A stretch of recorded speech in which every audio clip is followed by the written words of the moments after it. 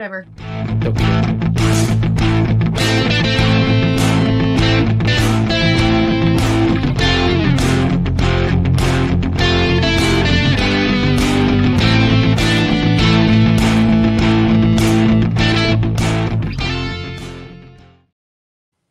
Very good morning to everybody, afternoon, evening, wherever you're joining us from.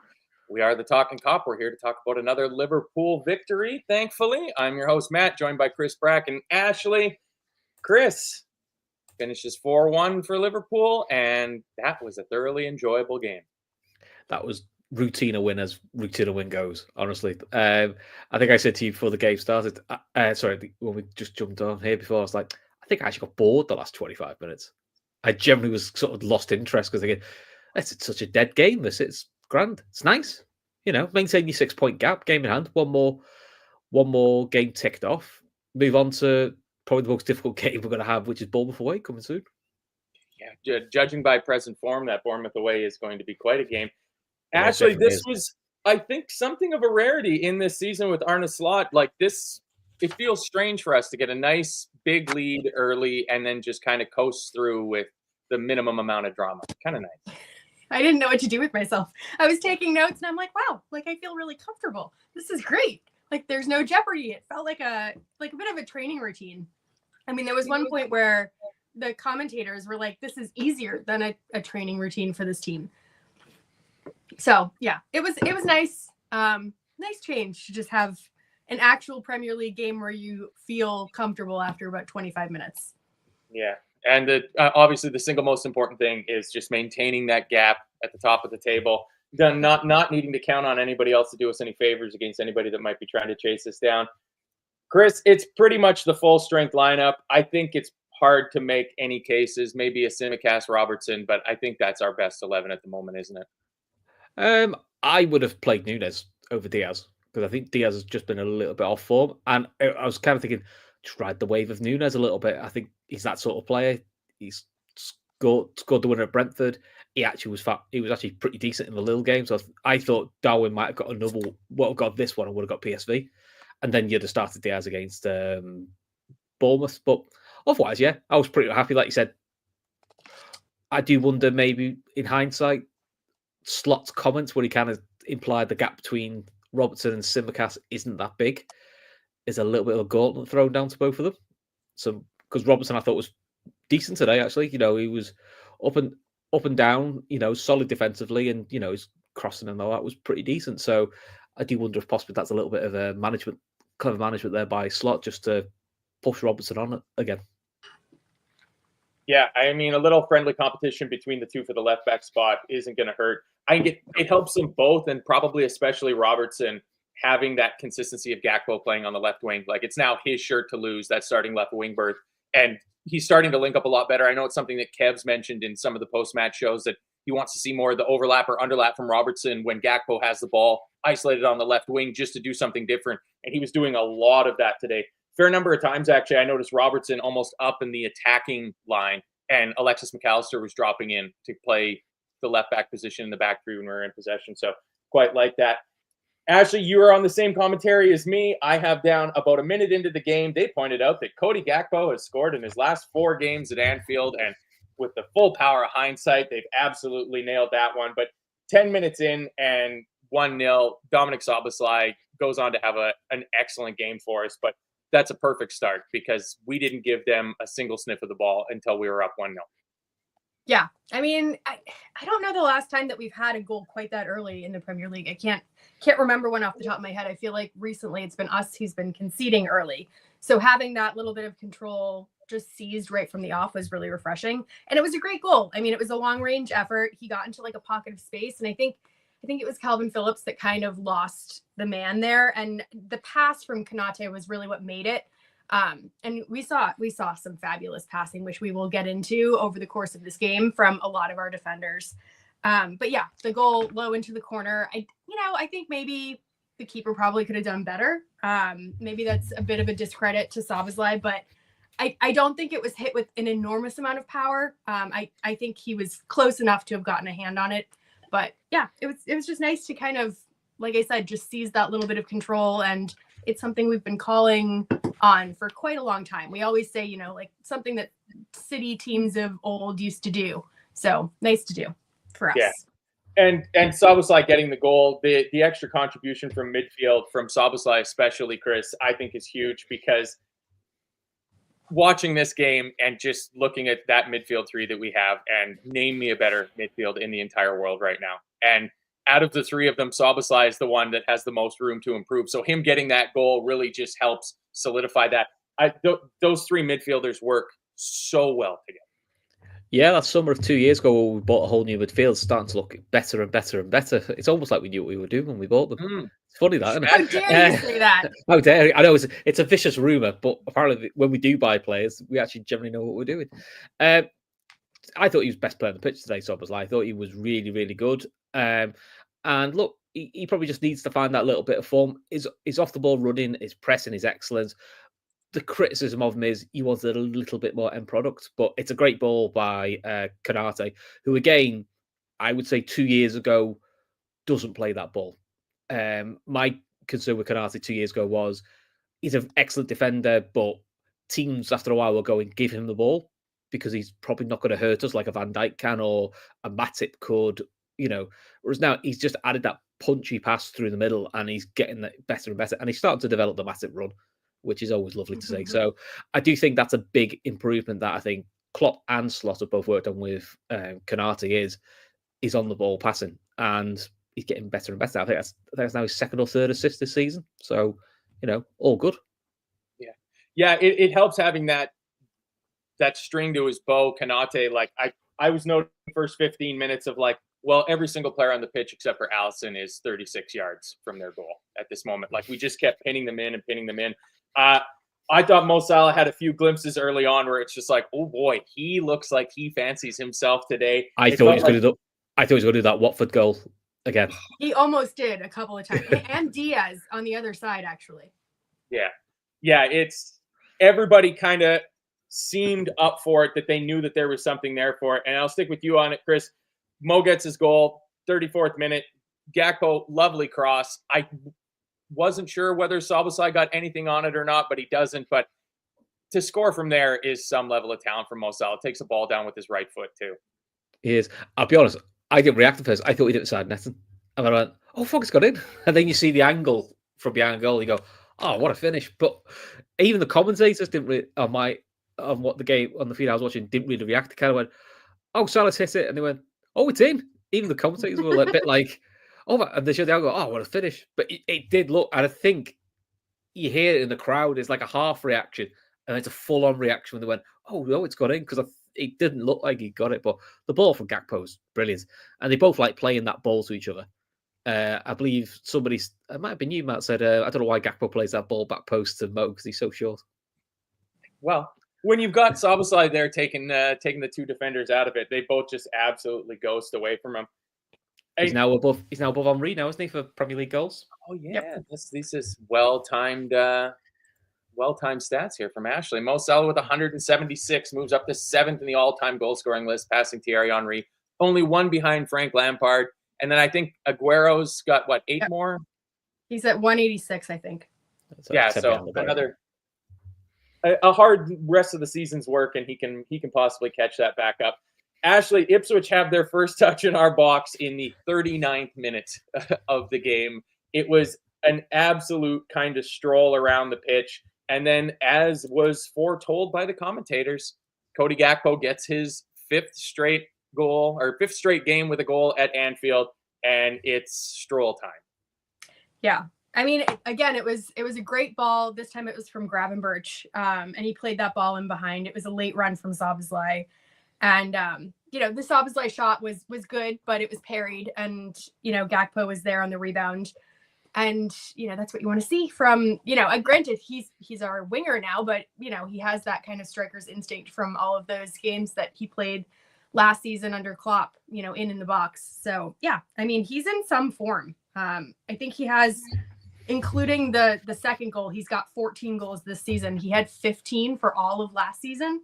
So, some serious improvement on his numbers there. And, just our front line kind of all firing is just fantastic to see. Yeah, it's when you feel that certain players are having a bit of a dip, Luis Diaz perhaps, then you look at who he's playing with, and it's Cody Gakpo, and he's scoring at enough of a clip to kind of make sure it meshes out at the end of a good average. Kev, unable to join us on the show, chipping in with don't forget to hit the like button, guys. Thank you, Kev, for reminding everybody. I'm going to just skip right. Like, we have to talk about it, Chris. The pass that Trent makes 5 minutes into injury time, that I don't know how it's physically possible for a ball to just be floating in space, begging to be hit, and to be hit with such power and velocity. How can it be the same ball at the same time? Like, it was, I think, the pick of the litter, and Trent had 4, 5, 6 amazing passes that he made today. Like, he was back in his groove, wasn't he, with his passing? He had that quarter of uncertainty like pinned down today. Yeah, that's a sign of just someone who's sort of comfortable in his game again and his all-round positioning. I know people say it's only Ipswich, and they're not in the greatest form, but Trent has been doing that level of passing for a good while now. So it's actually good to see him having that confidence back just as we're coming into another busy period, because we're going to need that level of creativity when we play the likes of a Bournemouth next week, who are flying at the moment. And listen, defensively, I thought he was excellent today as well. I was really happy with him.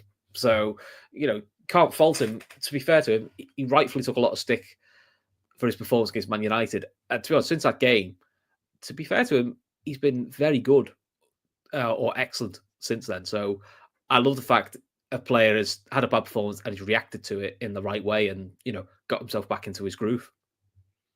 Yeah, there was a pass. I can't remember. Oh, no, it was Trent played the poor pass that McAllister goes back and wins the ball back in the lead up to the third goal. But yeah, like Trent showed, how was it? I definitely wrote it down because he showed such legs in getting back. It was in the second half. Oh, yeah, Elliott turned the ball over in the 71st minute, and Trent just absolutely put the afterburners on and got back and cleaned it up. Like, it was so good to see. I mean, Ashley, I just thought, I'm going to go early with it. I always get to pick last. The unquestionable man of the match for me was Trent Alexander-Arnold today. Like, he was just, whether you are done with the saga and you're okay with him leaving, or you're desperate for him to leave, or you're completely ambivalent about it, this is the type of performance that Trent Alexander-Arnold brings that no other right back can do. Yeah, and I mean, regardless of what's going on with the contract, and that's a big elephant in the room. I am just happy to see him put his head down and get the performances back on track, because we were really worried there for a moment that was going to sideline him mentally, at least for quite a long time. And for him to be able to dial it back in again, regardless of whatever the outcome is, I think that's all you can really hope for right now. I have hopes and dreams for him to stay here, but if he's not going to, at least have those performances and finish out the career at the levels that we all know that he can achieve. And I think that's, I don't know. I hope it's not the end of him, but if it is, I'd rather him go out in style. Yeah. Well, he was absolutely full of the style today. It's all over my notes. Just like Trent. Oh my God. Oh my Trent. Like, just unreal performance. But Chris, by the time the second half kicks off, Ashley spoke about, it was Michael Murphy's comment here that says you can see if we want, we've got gears to go through, which should be scary for opposition teams. We kind of geared down in the second half, Chris. Like, it was the players started to come out. I was bored of the last 20 minutes. I generally could admit I was absolutely. It's quite nice. I've jokingly said this for a while, saying like, I'm quite happy if we get to a point where the last 20 minutes you're bored because the game's done. I can live with that. I'll be quite happy with that. But that man of the moment, Cody Gakpo, is just on fire. I've just seen Michael Reed's tweet say Cody Gakpo is threw that in there. Yeah, he's the 13th player to score in 6 straight appearances at Anfield for Liverpool, which is ridiculous. The record is Mo with 9. That's the record. Only Mo Salah. Only Mo Salah. So Mo's done this twice. Torres has done this twice. Gerrard's done it once. So has Suarez. So has John Aldridge. Ian Rush, Keegan, Hunt. Bill Little did it twice. We're talking about the icons. That's the best of the best. You're talking about the icons of Liverpool, and then there's Fred Pagman and George Allen, which obviously I think from the 30s. Always rated. Yeah. So, but when you reel off most of those names, they are like when people talk about who are the legends of Liverpool. Nearly all of them come into that grasp of the legends, or some of the best we've seen. So fair play to him, and he loves a header. Yes, and the header for the fourth goal. I mean, again, it comes from just an incredible pass by Trent Alexander-Arnold. It's an unreal cross. Absolutely, it's begging to be hit, like the one that Diaz missed at the end of the first half at the back post. Like if Diaz was 2-3 inches taller, if that's Gakpo instead of Diaz, that ball's in the back of the net, and I get to do a full hour-long show talking about my new favorite goal of all time. But this one was just, there's the slight check around the offside. He's just onside, but I don't know why it took so long. First replay, you could see the defender's deep. First still, like, oh yeah, he's onside, but okay. Yeah. Semi-automated offside cannot be trusted, because actually there's two talking points I think left in the game. Really, it's their goal, which Julio Enciso comes on and absolutely Aussie rule football, like completely cleans Endo out. Now, in his defense, he pulls his leg back, so it's not going in with a straight leg. But if your boot is catching a guy below the ribs and your knee's catching him up around the face, like, how is it not a red card, actually? Yeah. I have no idea. I mean, you saw, like, I'm sure some of us have seen a couple of the red cards that were called in the Arsenal game, and at least the one that was given against Arsenal, I think, was less of a red card than that. Thank God that Endo wears a mouth guard. And maybe they should all be wearing mouth guards, because I think he could have lost a few teeth there. And credit where credit is due. He just got right back up and continued to warrior on for the rest of the game, which is kind of what we love about him. But I mean, he did snap him 2 minutes later, so he made sure he got his revenge. I feel like he does it subtly. He's one of those players that, like, is great about giving yellow card tackles, but not getting a yellow card. I don't know. We don't see enough of it from him, but I love it. But yeah, I was grateful of that moment that he was conscious, honestly. Yeah. It's reckless. It's mistimed.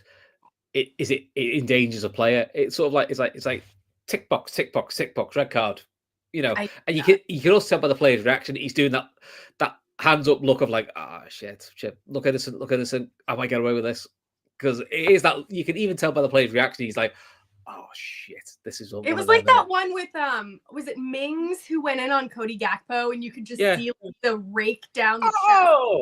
Chelsea have scored. Sorry. Oh, okay. I'm like 2 minutes. But that's what it reminded me of. Yeah, just. Well, I mean, like Doku on Alexis McAllister last season, like Anthony Boylan points out, it's. So, Chris, have you seen obviously saw the Liverpool one. Did you see the 2 red card incidents in the Arsenal game? Yes. I've seen a still of the second red card. I've seen rank the 3 red card-ish challenges in the game. Ours and those 2. Rank them from most to least red. The Wolves one is the most red you've ever seen. It's 2 foot. It's right into his legs. It's, to be honest, he only gets a second yellow for it. It's the most straight red I've ever seen in my life.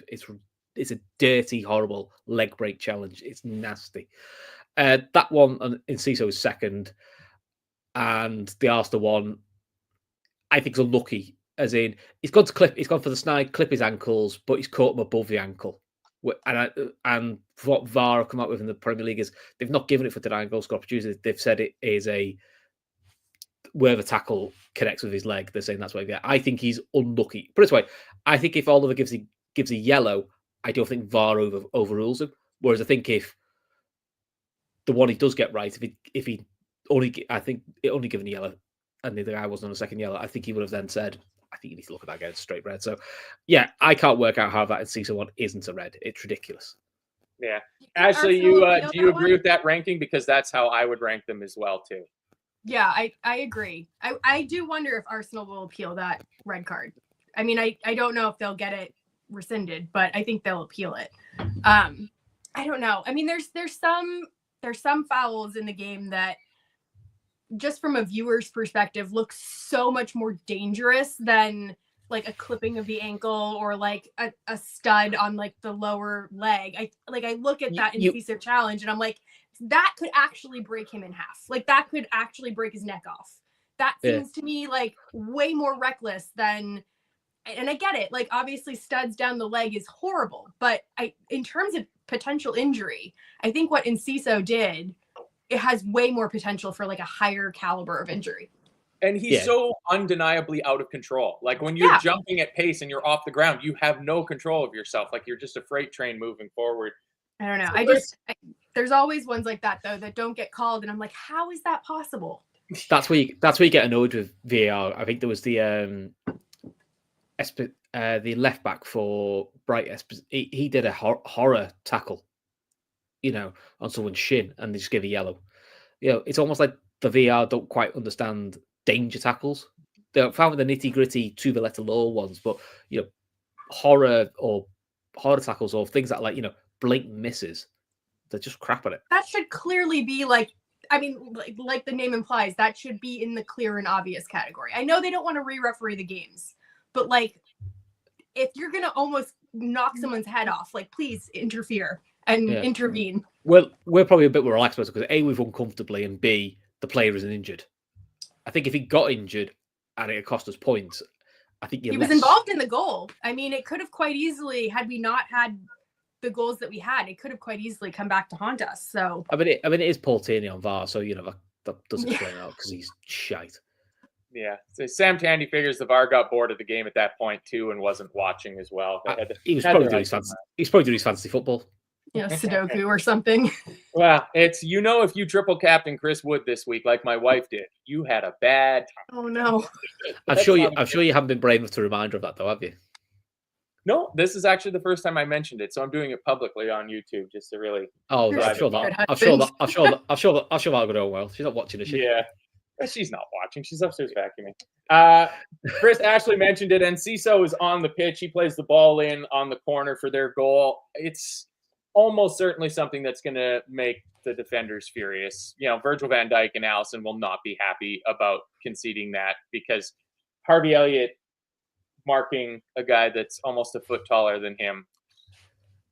Yeah, it's not ideal, but I suppose how often are you going to have a midfield two of Harvey Elliott and Endo?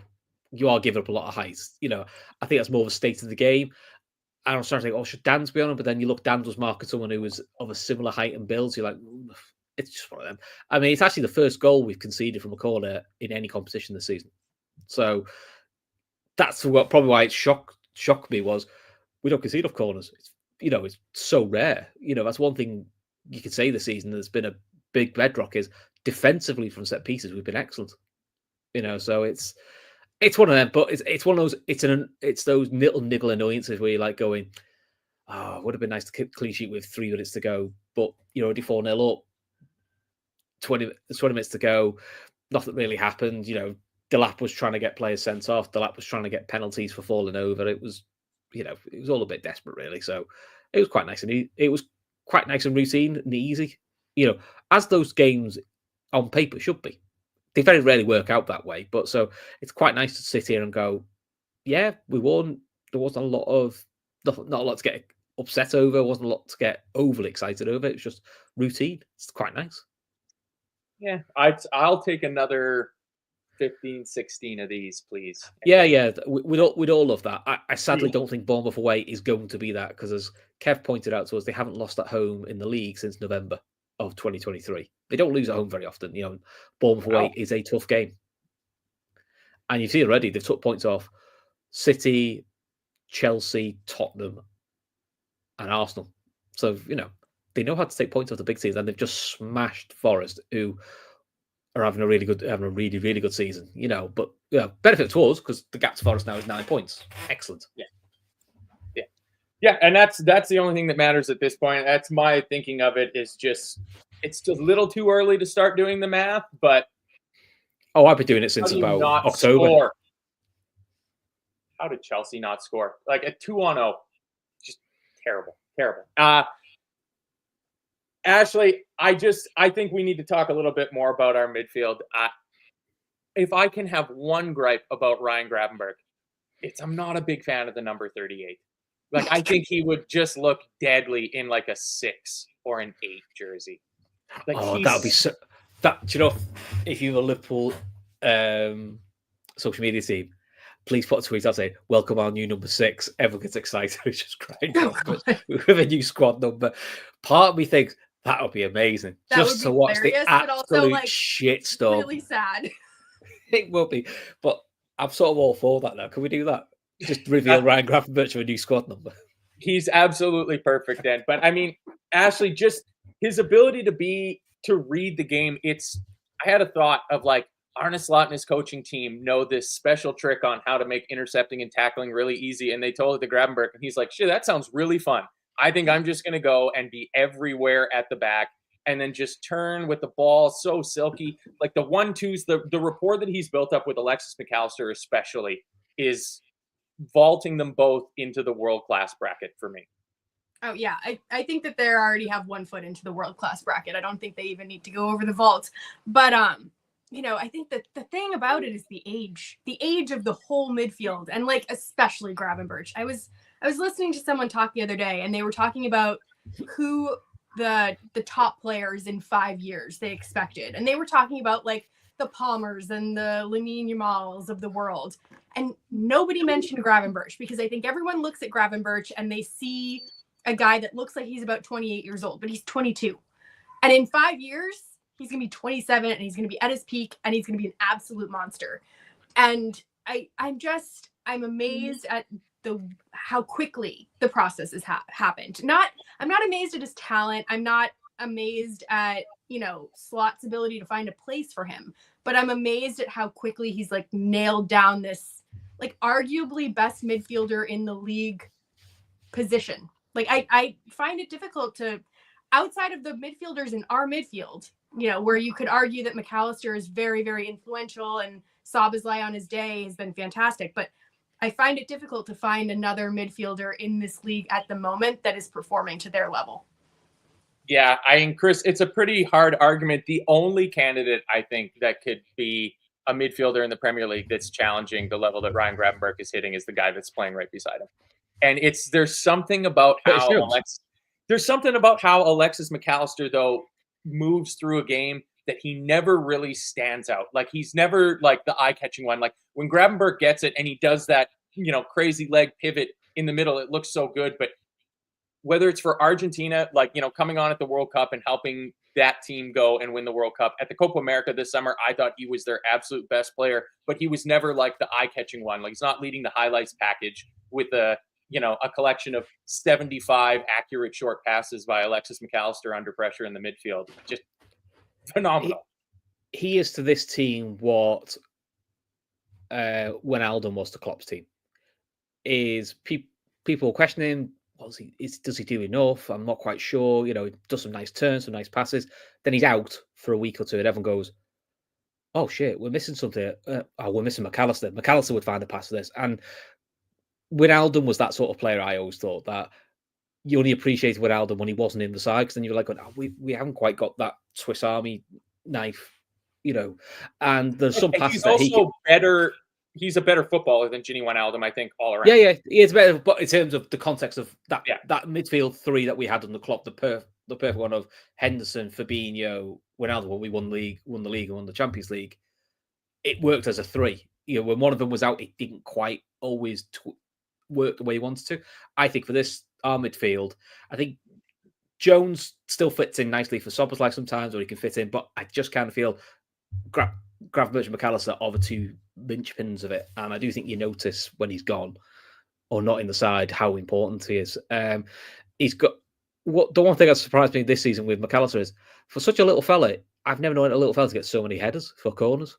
He's actually one of our best headers from corners, which is bizarre. Which, by the way, corners today, although we didn't score for one, they at least look dangerous. I think Ashley took the first one too, which was like, whoa, where did that come from? I think Ashley was pointing out in the chat to us saying, "Oh, these corners are a bit more excited. At least they're going to cause a bit of damage." This is a new person. Yeah, at least you're looking, going, "Oh, this is causing some damage. This. Oh, okay. Let's see what's going to happen." We didn't have very many of them. I think we only had 3 or 4. I didn't even bother counting. Compared to like the 16 that we've had recently. Yeah, the 16 against, I think that was Nottingham Forest or Brentford, one of those two matches. Ashley, give me your final thoughts, and then let's move on to our favorite category, the 3 nominations, please. Sorry, you just cut out for me. Can you just say it one more time? I was just saying, give me your final thoughts on the game, and then we can go into our player of the game. And, Okay. Final thoughts. I think just in control, like cruising today. I think it's been a while since we've had one of those games that have felt like that. And it's Ipswich, and I think that they really got the stuffing kicked out of them last week, like for City. I think they didn't have any adventure today. I thought they would have a little bit more of a counterattacking presence, and they really didn't. So just good for us to kind of get a run out and be in control. I'd like to see that a little bit more going forward. I know everyone's like, oh, I'd take a scrappy 1-0. I would much prefer these games, to be honest, just from like a, health perspective, from an anxiety perspective. So that was good. Planning from a show perspective, it makes planning for shows much easier. Perspective, I don't think that Bournemouth is going to be one of these games, though. Unfortunately, I think that's the big test to look forward to. In terms of player of the match, or man of the match, I really don't care what you call it. I think I'm going to give it to Gakpo. I think just seeing him in this goal scoring form, we were talking about when other players have dips, you have new players that step in, and that was kind of the hallmark of our famous front three with the Bobby and, the Mo and the, oh my gosh, why can't I think of his name? Sadio.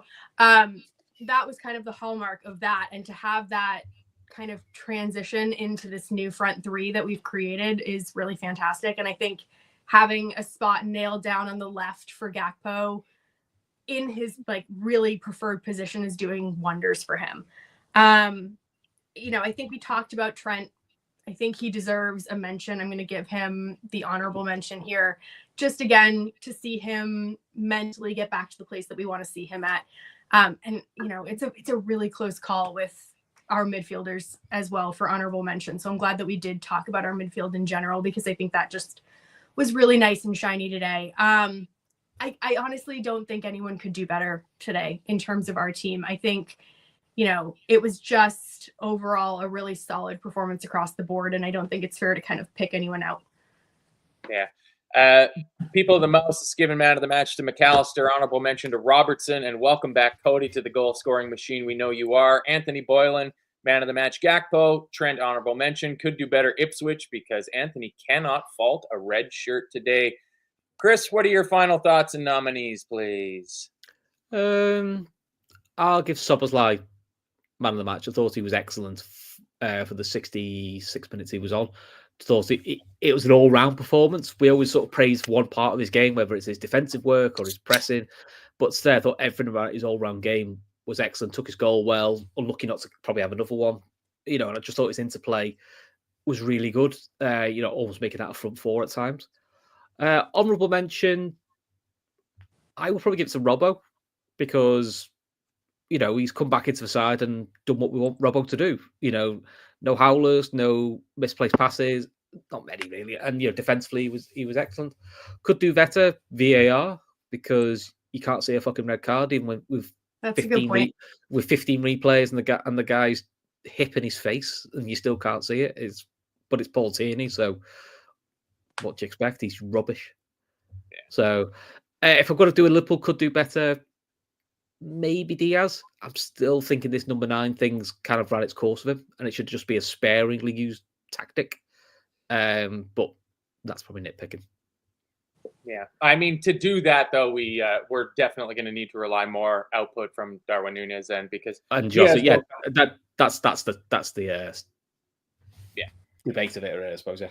Exactly. I mean, I already said I'd give my man of the match to Trent Alexander-Arnold. I realized watching this game and watching Trent thoroughly enjoy himself out there today that it's part of the allure of going and playing for Real Madrid, because I think if you're playing in La Liga for Real Madrid, you get 20 league games a season at least that are at this level of difference between the teams, where you get to stroll around and do that and play Hollywood balls and, look all fancy in a white shirt that never has a grass stain all over it. But yeah, it's that today was just the absolute peak level of Trent. I love watching him play those balls like that that pretty much nobody else in the world can make that pass. Honorable mention, I'm going to give it to Mo Salah. I thought he really looked like he wanted to score one of those incredible dribble goals today. He had a couple of times. Leif Davies, to give him credit, I thought Leif Davies did quite well against Mo Salah in the opening match of the season. I thought he did a good job at left back, keeping Mo quiet. Today, not quite so much. He gets the hook at halftime. Townsend didn't have a whole lot more joy going up against Mo Salah, but good to see him getting back in that goal-scoring chart because Alexander Isak is coming up hot on his heels. And in terms of would like to see do better, I would put Harvey Elliott into that bracket. I thought he didn't have a very good substitute appearance. Gave the ball away big time on the one where Trent had to run back and actually break a sweat, covering back on defense. But he just didn't have quite the same impact on the match, probably due to the game state that he's had in his last couple of appearances. So that would be it for that. Hopefully he'll get a start on Wednesday against PSV, which will hopefully help him out again. Pretty much. I think he will, because I'm still kind of not 100% certain that Slot's going to rotate as much as we want him to. I'd like to think the likes of Salah and Van Dijk and Alisson aren't used.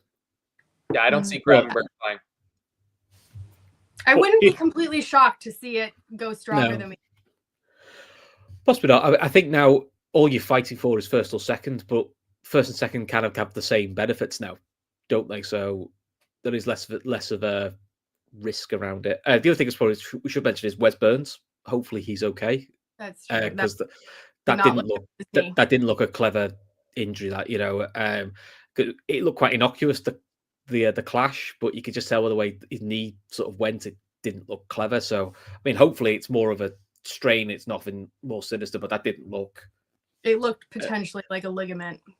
Yeah, so fingers crossed that's not. Positive to that is that when a player commits a foul tackle, that if one of the two players is going to get hurt, it's kind of a slight bit of karma that it's the guy that makes the foul. Like it wasn't like we fouled him. He went in and made the foul, and it's an unfortunate situation, but it's better than one of our players getting hurt. So yes, speedy recovery and all of Chris's thoughts and prayers, I guess, for him. But I think all of us wish him well. You're such a bell end, aren't you? I am, like you said, glad that it wasn't one of our players that injured one of their players. Like it was an unfortunate clash. We'll put it that way.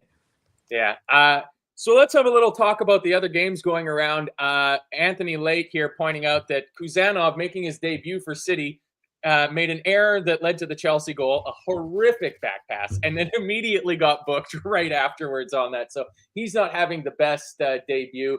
Omar Marmoush has his very first start for City as well. He got in within the first minute, but was offside. So not a great start. It's 1-0 Chelsea at the moment. But Chris, the other results, some go as expected. Newcastle getting back to winning ways. Arsenal getting the win at Wolves, even if there's an unjust red card there. But one of these results stands out pretty huge because Bournemouth smashed Nottingham Forest.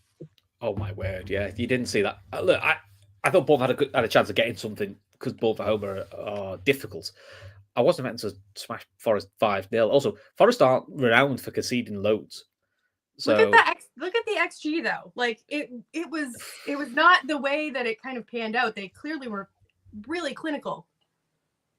Yeah, somehow Justin Kluivert has found like world-class form in. He found his dad. He's found his dad's boot somewhere, hasn't he? Just an old dusty pair of Predators in the back of the club. Like it's like Jimmy Grimble. He's just found some new boots. Oh, that's what I'm one looking of for. Our favorite sporting directors signings.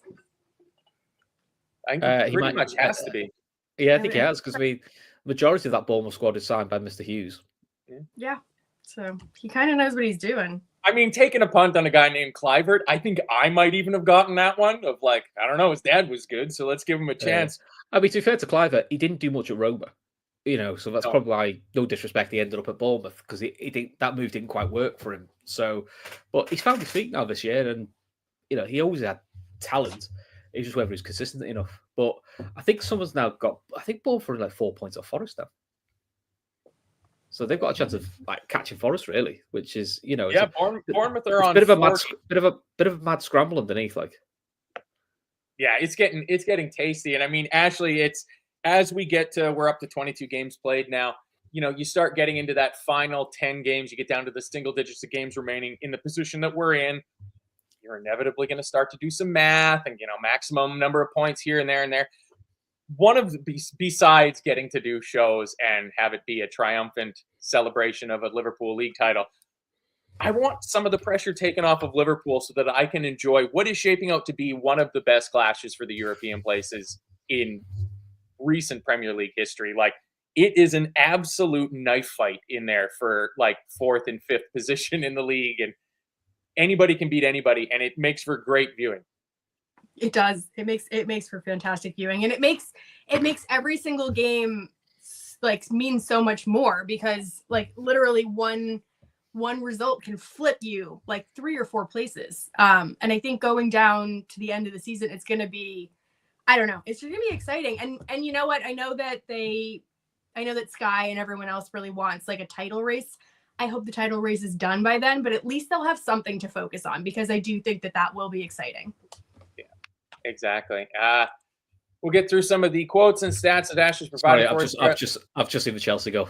Yeah, hilarious, isn't it? Yeah. And then, I mean, they had a 2-0 where Palmer squares it to Nicholas Jackson, and it's just too far in front of him to put it into an empty net. Could you have spent like 50 million or something like that? Because that'd be a worry, wouldn't it? Yeah. I hope all the rest of their signings are quite as good. Yeah. So Federico Chiesa, speaking of good signings, and Jadon Danns have both won all 8 of their games for Liverpool. They are only the 2nd and 3rd player in club's history to each win each of their first 8 competitive appearances. Not huge minutes. That's not bad. Seeing Jadon Danns' second appearance was a League Cup final. Yeah. That is second. It still makes me. It's still baffling that his second ever appearance of the club was at a cup final. Yeah, and did well, and we won it. So. And was probably unlucky not to score in the cup final as well. Yeah. Ashley also pointing out that Cody Gakpo has now scored 7 goals in 10 Premier League appearances since the start of December, which is as many goals as he scored in 40 league appearances between October 23 and November 24. And just because it's Mo Salah, he's now up to 40 goal contributions in all competitions, and we are still in January. It's one of those insane. Yeah, one of those years. It would be great to see him get into 20 assist club, and if he could get to 21 and set a new single season Premier League record for it, that would be fantastic. Cody Gakpo, after the game, was talking to the media. He says, "We stay very focused. We are there every day on the training field to keep improving ourselves. There's a long way to go, step by step." He also says, "I really do love scoring here, but the most important thing was the win today. Everyone knows Trent's quality. I was eager to be on time in the box," and on time he was. "Obviously, we grow as a team. It's one more year. We have a different manager, a slightly different style of play, more possession-based. Everyone is in good form. We have to keep going." A ton of quotes coming out. Finally, from Cody, he says, "I really do." Oh, yeah. Well, we hit that one already. That's all that I've got. I have nothing from Slot so far, so I apologize. You're slacking today, Ashley. What's going on? I cannot make him speak faster. I wish I had that power. Oh, come on, Ashley. Oh, you know what's happening? There's nothing out released yet from him. There's no Slot quotes because he's been on the phone with Nuno Espirito Santo, just leaving like a laughing voicemail. Yeah, like, do you know what? It might be like, do you remember when Klopp got interviewed early on? And he said, like, "So what do you know?" And he goes, "I heard Bayern lost." And he laughed. He went, that's how poor right now. I'd love if he just did that. He goes, "So how'd you find that win slot?" And he goes, "Oh, it was great. Yeah, Forest lost. Brilliant." Oh, sorry. Just carried on. Yeah, fuck that. But the one thing in the last quote there from Gakpo, I put it out. Where is it? No, this one. The thing about this slightly different style of play, more possession based. That was, you may have zoned out for the last 20 minutes or so, but I was still intently watching because I take this seriously. I don't. The resting on the ball that you used to look jealously at Man City at their absolute peak doing, where it's like, we don't need to take Mo off because it's like, oh, geez, why aren't we taking Mo off? And it's like, he hasn't ran in 20 minutes. Like, he's going through his cool down now. Like, that's such a good sign, because I saw the report that came out, I think it was yesterday, that Arne Slot had spoken with Jurgen Klopp, and they talked about the reasons why we faltered in the final 2-3 months of last season. And I think the absolute barreling down of players for 4 months, leading up into the January, February, March sort of period that Jurgen Klopp was somewhat famous for, we're no longer doing that. And I think that bodes very well. I think also the other thing that caught up with us is, up to the League Cup final, then we have like 11 players out injured. And then when they all came back, they all didn't quite come back, firing all cylinders, which take players to come back from injury. So it was a little bit of a perfect storm. If you haven't seen it, Clinton Morrison and Arsenal's favourite player, what's his name? We're having a kick-off over who could win the league, and Merson was there. So Liverpool bottled it with 6 games to go last year. You remember when they lost to Palace and they were still clear, and you go, they weren't actually. When we lost to Palace, we were already off top spot. He got very upset, didn't he? Say, because Arsenal, we've called bottlers and things like. Merson to me emphasises the problem with Arsenal is they're too emotive with this, and I think the pressure's telling on certain part of Arsenal. They're going like they are in the.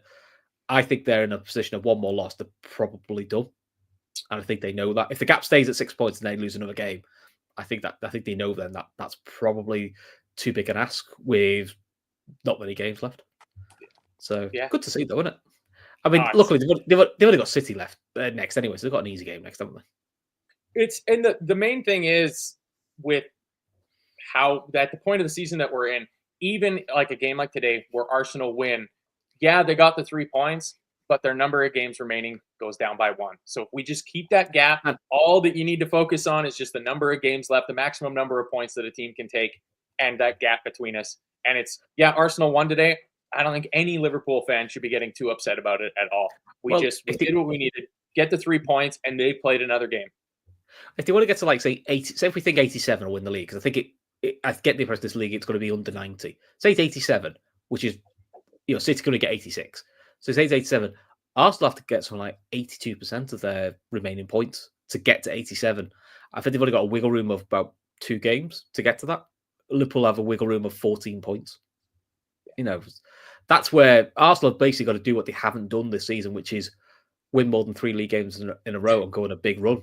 Basically, they need to go on the run they did last season, which still wasn't quite good enough. And when you think that they need to go on a run of 13 straight wins or something like that, and then you see that they haven't done 4, you realize how big of an ass. Listen, if it's roles reversed, if Arsenal were 6 points ahead of us and we were chasing them, and you're going like, but we haven't won more than 3 games in a row, you'd be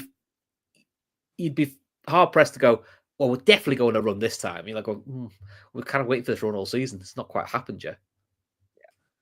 Yeah. Sam Tandy saying, I think City beat Arsenal next week. And then if Liverpool beat Bournemouth and Everton away, we've got a huge chance to win the title.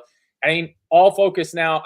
It's so great having a Champions League game, Ashley, where you literally don't have to worry about it at all. Like I don't think Slot's going to take the Unit 18 team or anything like that. I do expect him to make big changes because now, like real talk and Anthony Boylan pointing out, Bournemouth away next weekend is the big red circle on the calendar.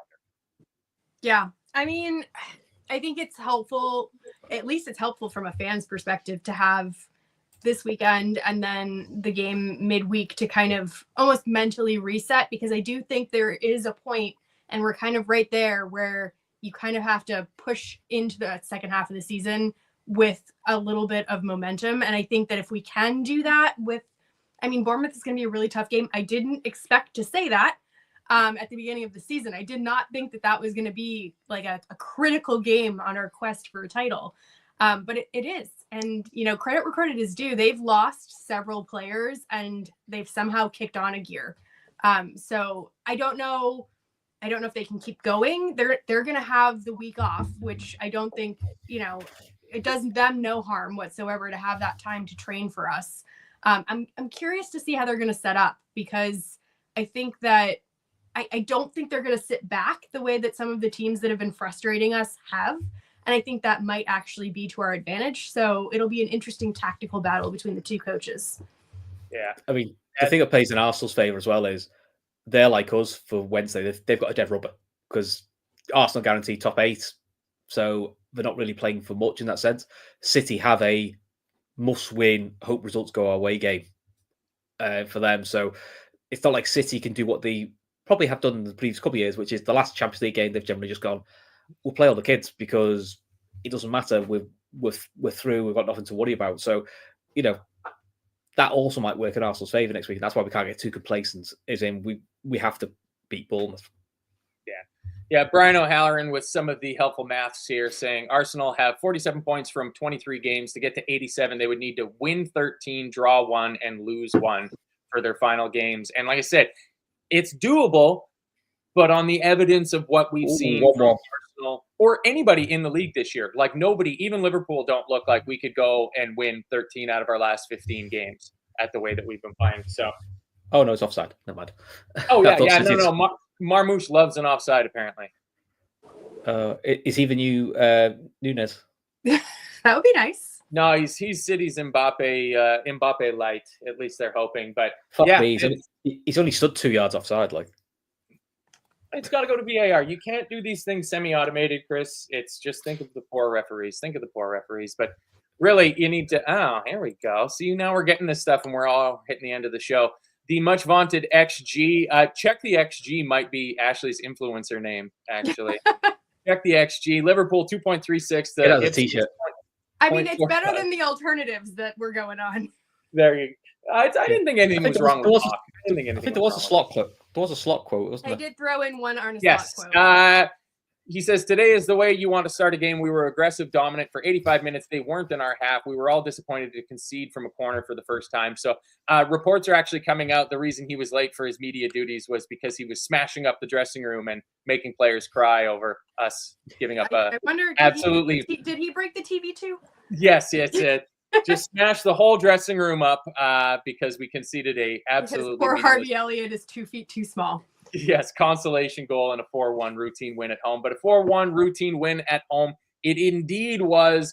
We've got an absolute dead rubber coming up next in the Champions League away in the Netherlands, the PSV, and then the big match next weekend at home to Bournemouth. So, of course, if you're watching, please hit the like button for us. If you can help us out with our 2 charities, that would be fantastic. Fan-supporting food banks in Liverpool, the Lighthouse Cafe in Dublin, both 2 organizations doing absolutely wonderful work for people that need a good warm meal or something in their bellies. Full stop. Help them out. The GoFundMe link is in the description for the shows on podcasts or on YouTube. Gav will have a full week of shows coming out on the channel. Some absolutely brilliant all-member shows. The young Mr. Casey last night doing Room 101. Brilliant. Save the world. Yeah. He's going to replace all of us. We don't need to worry about AI. We need to worry about the young Casey. So if you want to become a member, $3.99 a month, get involved in all the member shows, all the members chats. Get invited into the Telegram group and have a constant rolling discussion of absolutely this, that, the other, and everything. Absolutely everything. And also some Liverpool. There is some of that in there as well, too. But not too much. And until then, we'll see you after the next match. Thanks for joining us, everybody. Still top of all the leagues. Have a good night.